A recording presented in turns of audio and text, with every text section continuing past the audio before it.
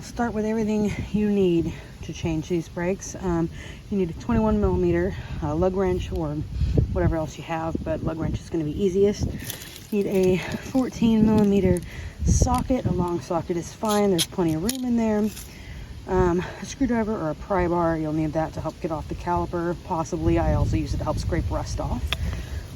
You'll need a wire brush, ideally one that's in better shape than mine. I desperately need a new one, but it does the job to clean up the caliper. You will need the piston depressor. You can use a C-clamp as well, or there's a couple other different types of these tools. This is a basic one I got at Napa for like 10-15 bucks. And then you will need brake parts lubricant. They sell the little packages of them at the parts store. Some brake pads will come with them. You'll need a new set of brake pads, and you may need the new set of hardware, the little metal keepers that keep the pad from rattling around. But it's a pretty simple job. That's pretty much all you need.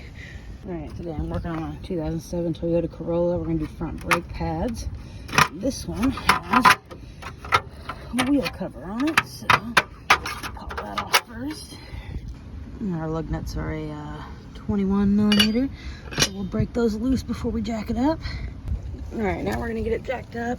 I like to put the jack right under that bolt that holds the control arm on, just because, I mean, it kind of sits in the cradle of the jack and helps keep it in one spot. That way it can't slip around.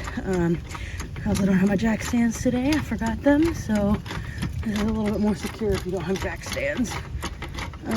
Yeah, I am doing this on the side of the road, so forgive me if there's any weird moments where I have to move.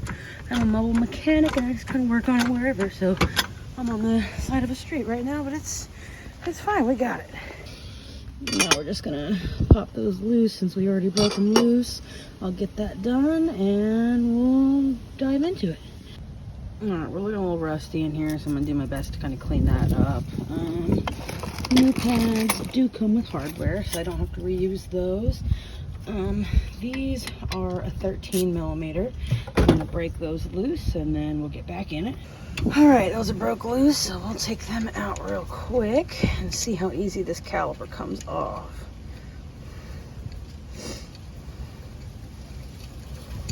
And I always throw my bolts and lug nuts and stuff in the box with the new parts. Easier to keep track of them that way. Sometimes you'll need some leverage to get these off, but sometimes they'll pop off. All right, got that broke loose, and make sure you're not hanging it by this hose. That's not made to support weight. So I mean, obviously, don't let that dangle. Set it up on somewhere solid. I mean, aside from being rusty, these pads aren't completely worn out, but I mean, she was wanting to get them done. So I'm gonna pop those pads out, and then I'll start cleaning this up. I'll show some of that. All right, next you just want to check your hardware and pads and make sure that everything is the same. And I mean, everybody's the same, just a lot shinier. You gotta make sure your ends are the same width and everything. These appear to be, but I think these old ones are just rusted enough. They've kind of fallen apart a little bit, but everything looks good. I'm gonna clean this up now. And then you want to make sure that you pop out your slide pins and make sure they're sliding good. You want to re-grease those. I am going to re-grease those, but we're making sure these are actually sliding first, and they are, because if those get seized up, your pads aren't going to wear right. If it gets stuck too far in, then your inside pad's going to wear out really fast. If it gets stuck too far out, then your outside pad's going to wear out really fast. So you just want to make sure it can slide. That way the caliper can stay centered over the rotor. But I'm going to start cleaning those up, and I'll show you what it looks like when I'm done. And then I got to grease these guys too. All right, I cleaned that up a little bit as best as I could. Cleaned up the caliper some too. I'm going to guess this car was sitting for a while at some point. As you can see, I like to grease those up pretty good. We'll pop them back in there.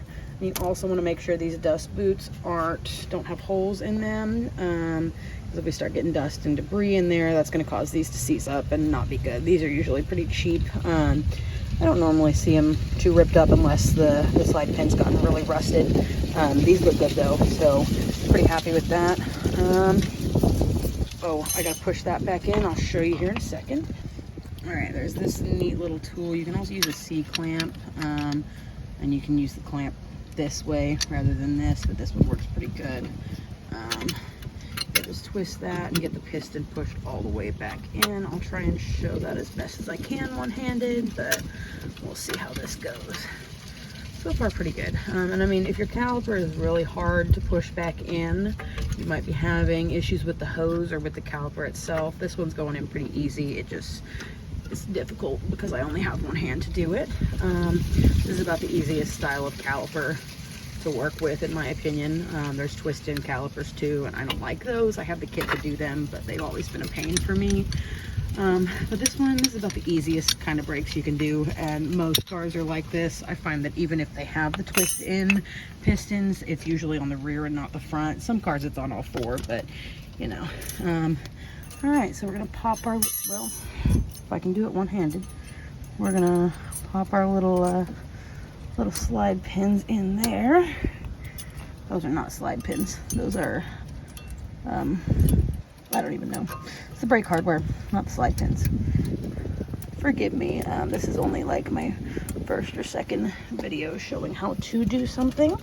My brother told me I need to start making YouTube videos, so I figured I might as well start today. It's a nice day. Not super hot, not super cold, and it's not a super hard job, so I figured it's a good thing for me to learn how to do this stuff on. My freaking Band-Aid's coming off, but it's fine. So now, let's see, let me switch hands, see if I can get you a better visual on this. Push that in towards the bottom and push down, maybe.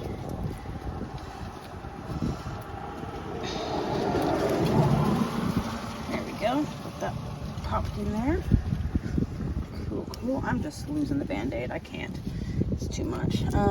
Backside always gives me trouble just because I can't see it very well. I'm trying to make it so you can see it a little better than I can.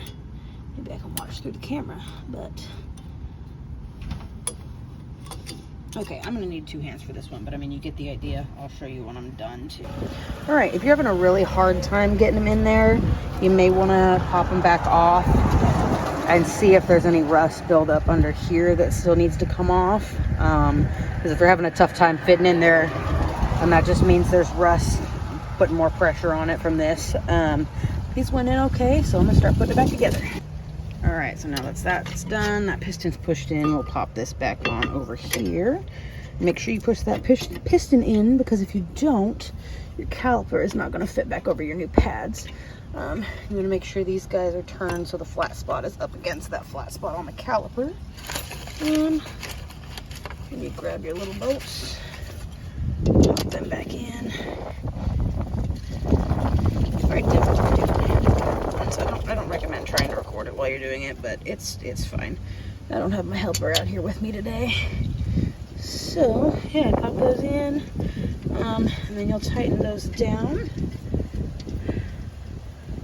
And then, yeah, there's that part. Her rotors are a little bit tarnished here, but I mean, there's no, if your rotors are warped, you'll feel vibration in the steering wheel or in the brake pedal, but she's not feeling any of that. If your rear rotors are warped, you'll feel vibration like under your seat.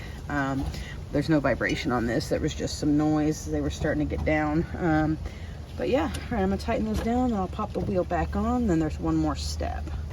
Oh, I will add, for if you're needing to do the rotors too, obviously you'll have this off. You'll take this bracket off.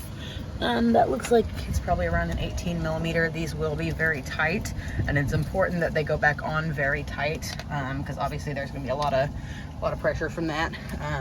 These ones need to be snug, but not near as tight as those have to be. But you'll break that loose.